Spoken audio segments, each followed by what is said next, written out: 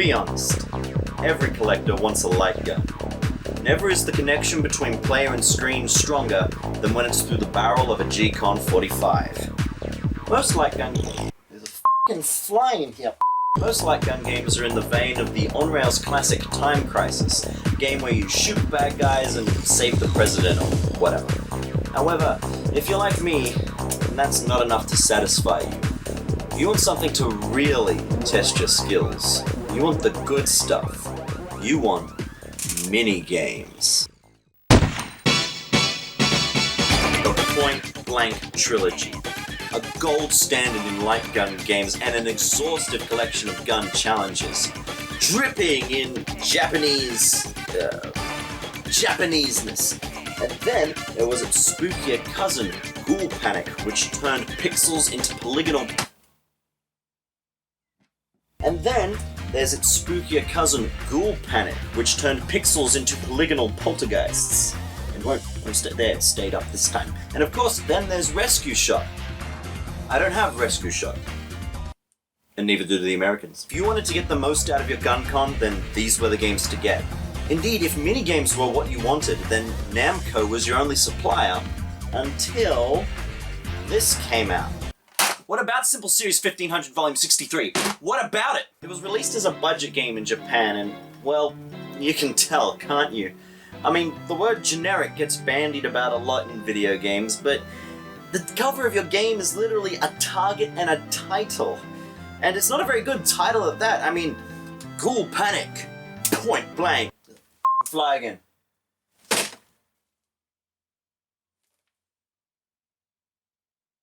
What am I gonna do? Chop it to death? Ghoul Panic, Point Blank, Mighty Hit Special. I bet I know which ones you'd rather have. But what if I gave these games different names? $35, $40, $45, way too many dollars for me, and $10.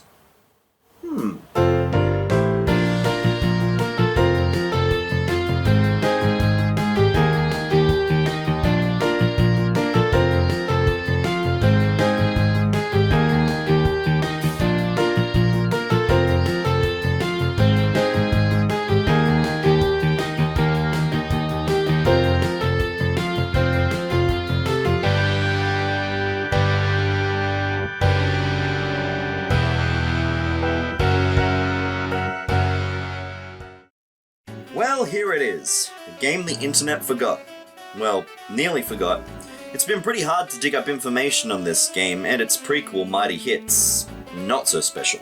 The first Mighty Hits is even the only PAL Saturn game to have absolutely no description text at all. Only pictures. That one isn't even mentioned on the Wikipedia gun games list, and I can't find any hard info on how these games differ at all, but translations of the rear cover suggest the addition of GunCon support.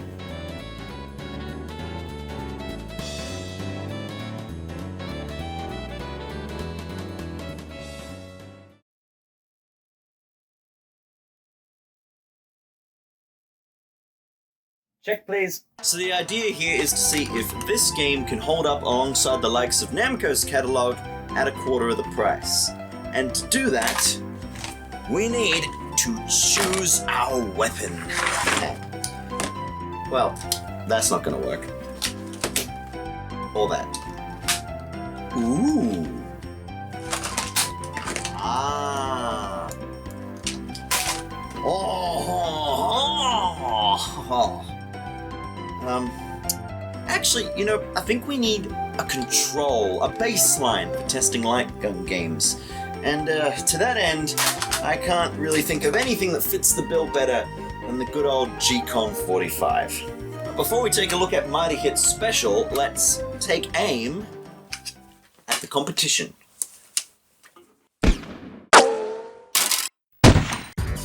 As I said before, Point Blank is the epitome of the party shooter, and in that regard, it's been almost unchallenged through history, even through the Wii era. The first arcade cabinet predates Time Crisis by over a year, and the PS1 version contains a one-to-one port of it alongside a bunch of new modes, including an interesting new RPG-style adventure mode. It's really hard to argue that the shooting galleries are anything but perfect. There's so much variety, and every one of the literally hundreds of stages between the different modes feel like a quick, unique, well-developed challenge with no tacked-on filler. One moment it's a bad guy rail range, the next it's targets on a roller coaster, the next it's reenacting your favorite Spielberg scene.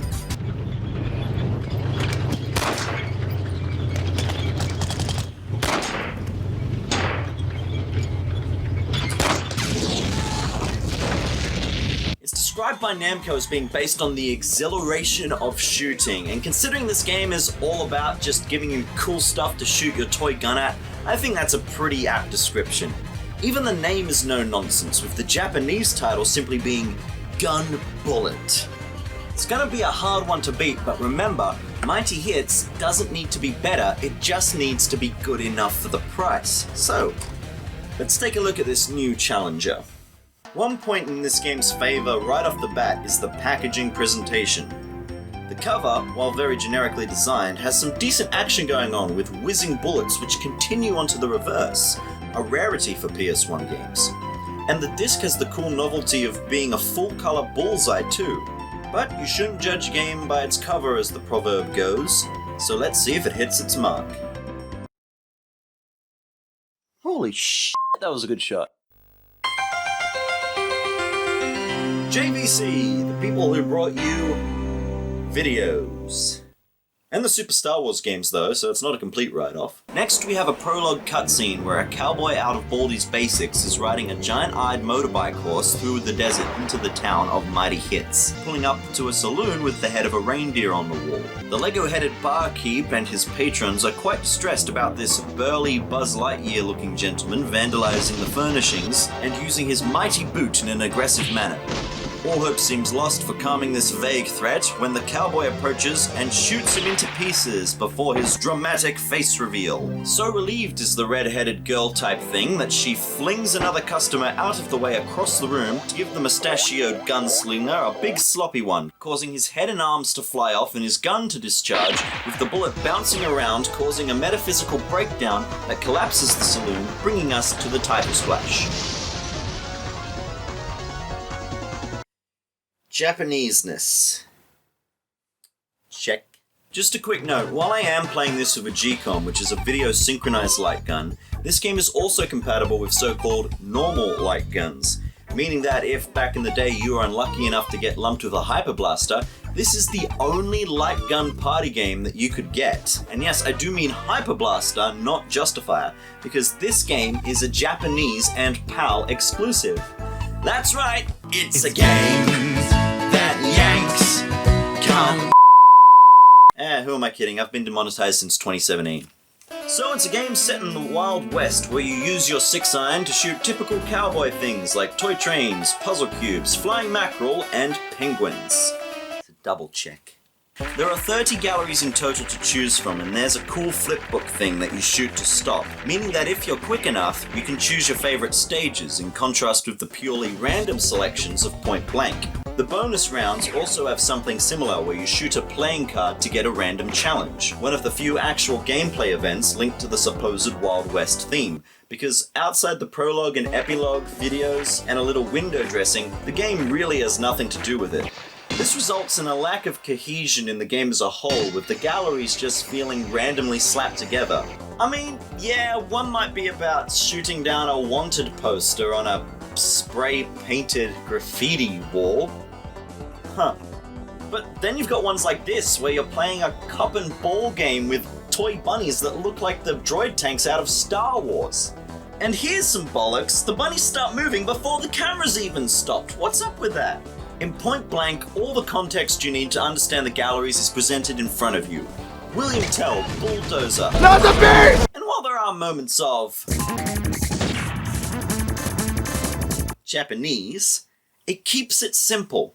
But Mighty Hits always tries to put these weird stories to everything, like this one where a penguin has apparently gone full Captain America, and apparently the most logical course of action is shooting away the ice to save him. And I would like to put to committee my protest that this method does not properly take into account the safety of the penguin. Wait, fail? Fail? He was out! not! He was free! There was like one speck of ice floating an inch away from him! What are they, quantum locked or something? This is not acceptable! But the creme de la crazy has to be this one, where your horse is running wild, and you need to shoot it 35 times to make it give up.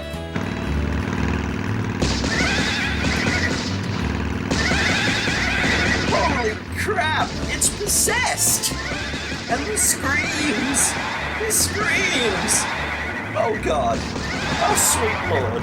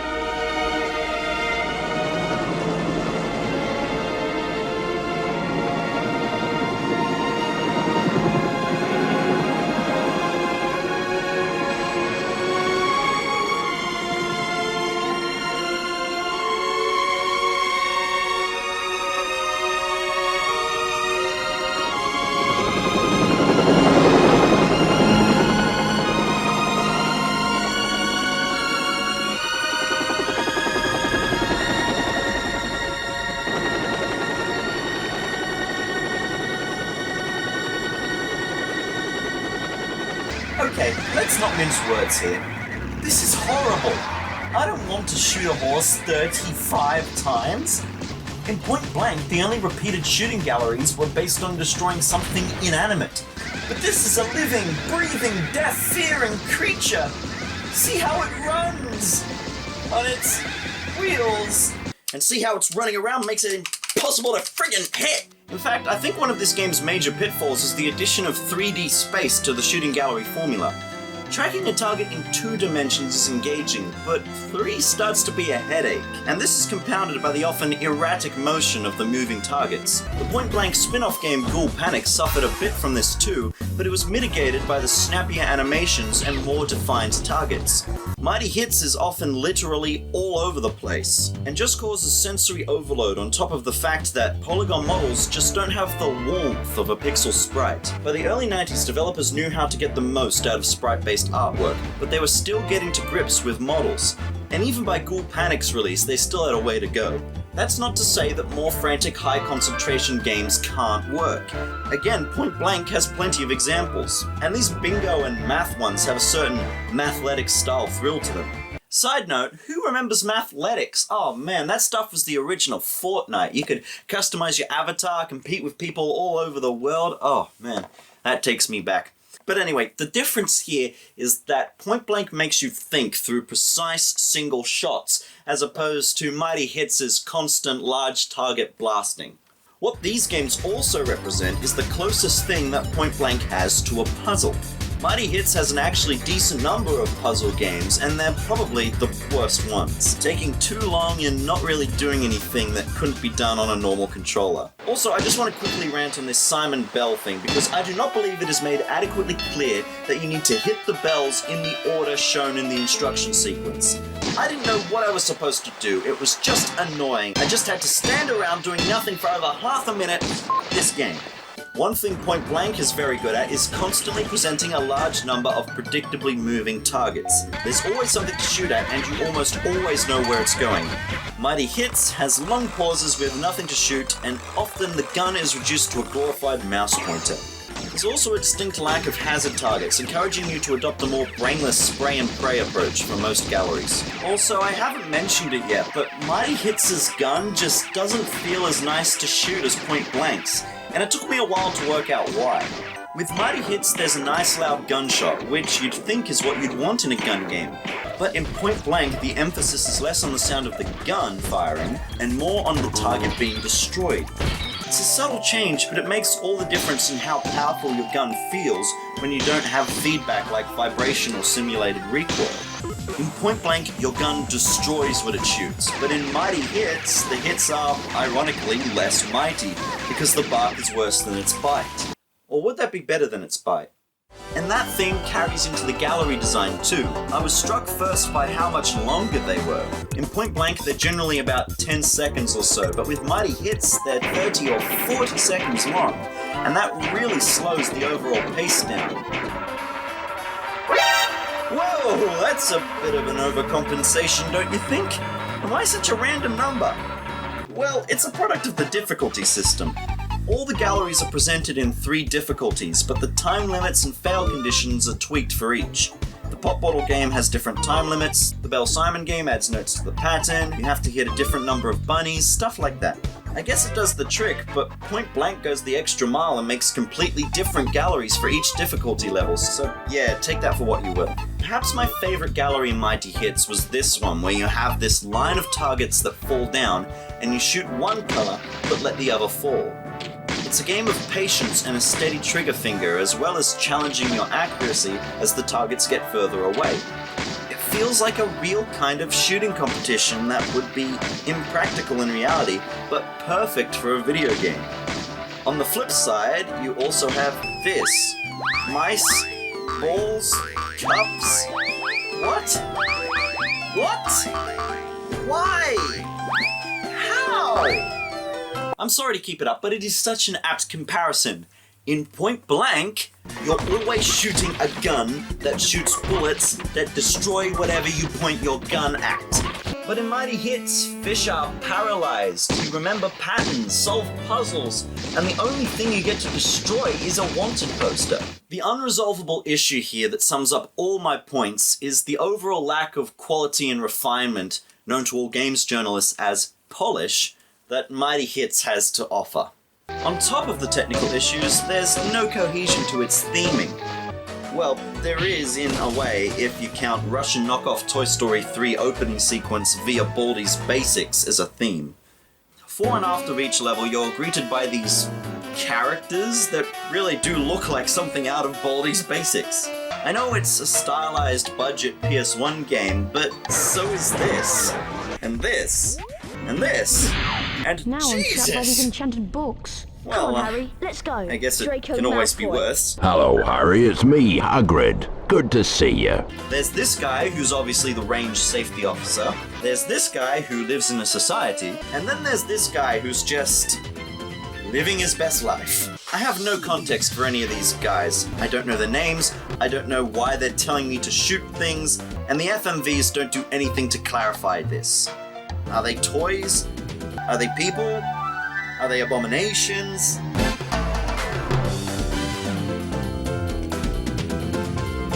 Hagrid. I suppose they add some visual variety, but in general, this game just has the wrong kind of variety, if you know what I... Wait, is that asshole flipping me off? But what really eggs my edge connector is that even after the shooting's over, Mighty Hits can't get it right. Every game is followed by a several second time up ditty before fading out and showing the results screen.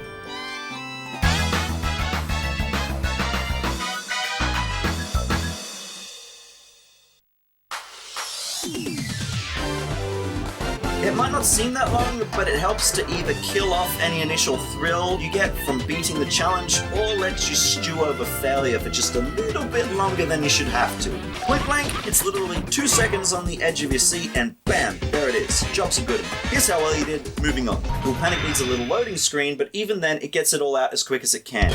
The last insult is the final end game screen. Point blank lets you shoot targets quickly to pull off a celebratory fireworks display to round off successfully completing the levels.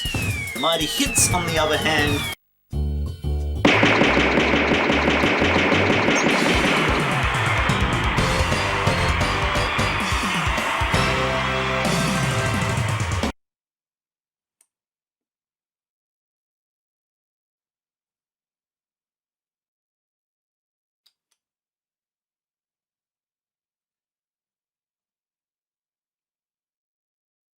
And dick to you too, sir. You know, I never intended for this video to be just a point-for-point comparison between these two, but the more I wrote, the more it became obvious that everything that Mighty Hits does had been done already and substantially better in Point Blank years earlier. Or had it. You see, I realized something interesting halfway through writing this script.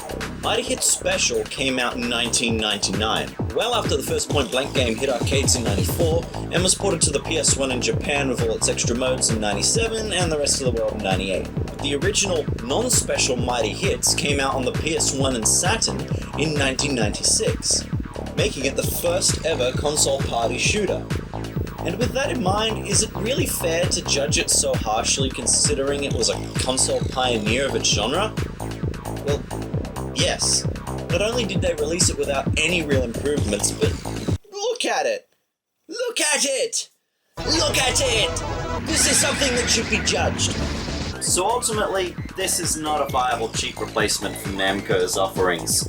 But that's even more so the case now because this script I wrote about maybe a bit under a year ago, and the game market is a very fickle thing, and actually now these days, Point Blank 1 is closer to about $50. Point Blank 2 maybe about 45-ish. Ghoul Panic is like 40, and this has somehow gone from $10 to 30, so yeah, it's really not worth holding onto this sort of thing. So like, if you find it along, don't even bother looking at it, just yeet this thing straight onto eBay. There's really no reason to keep it in your collection unless you're some sort of crazy completionist. So, on a scale of playing it to hating it, Mighty Hits Special is definitely a hating it. Yep, there's just no real redeeming qualities in this game unless you like the hilariously out.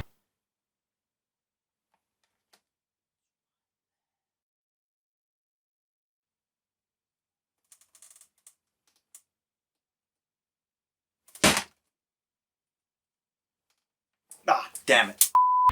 Yep, there's just no real value in this game outside of its weird visuals if you're into that sort of thing. And yeah, with that done, nothing more to say. To cleanse my part of this, I'm gonna go and play some more Point Blank. See you guys. Then I pretend to get up. I'm not whatever. Aye, sir, I'm a bulwark, sir. Hello, sir. Seaman Bulwark, sir. No, sir, Seaman Deadeye, sir, but dick to you, sir. And dick to you too, sir. No, sir, no, Seaman Dick Deadeye, that's me, sir. Oh, I see. I see your dick. I see your Seaman Deadeye. You're obviously a bit distracted by Dick, sir. I beg your pardon, sir. Why don't you call me Richard, sir?